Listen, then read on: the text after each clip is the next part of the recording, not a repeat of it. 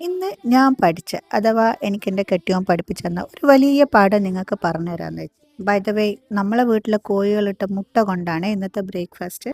അപ്പം മഹാനായ ഫഹദ് ബഷീർ പറഞ്ഞത് എന്താന്ന് വെച്ചാൽ എല്ലാ കാര്യത്തിനും ഒരവസാനം ഉണ്ടാവും. അതെ, എല്ലാത്തിനും. അതുകൊണ്ട് അത് എന്തായാലും നമ്മളെ കയ്യിൽ എത്ര കാലം ഉണ്ടോ അത്ര കാലം നമ്മൾ അതിനെ മാക്സിമം എൻജോയ്. പിന്നീട് നമ്മൾ അങ്ങനെ ചെയ്തില്ലല്ലോ ഇങ്ങനെ ചെയ്തില്ലല്ലോ എന്നൊന്നും സങ്കടപ്പെടാൻ ഇടവരുത്തരുത്.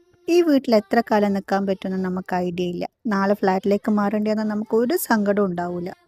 അതുകൊണ്ട് നമ്മളിവിടെ കോഴിനെ വളർത്തിയിട്ടും കൃഷി വെച്ചിട്ടും ഔട്ട്ഡോർ ബ്രേക്ക്ഫാസ്റ്റ് ഡിന്നറും ഇങ്ങനെയൊക്കെ ചെയ്തിട്ടൊക്കെ നമ്മളെ കൊണ്ടാവുന്ന രീതിയിൽ നമ്മൾ ഇതിനെ മാക്സിമം എൻജോയ് ചെയ്യും. ആരോഗ്യവും സമയവും മാത്രമല്ല, നമുക്കുള്ള സൗകര്യവും സാഹചര്യങ്ങളും ഒക്കെ വേസ്റ്റ് ആക്കുന്നത് ഒരു തെറ്റാന്നാണ് എനിക്ക് തോന്നിയത്.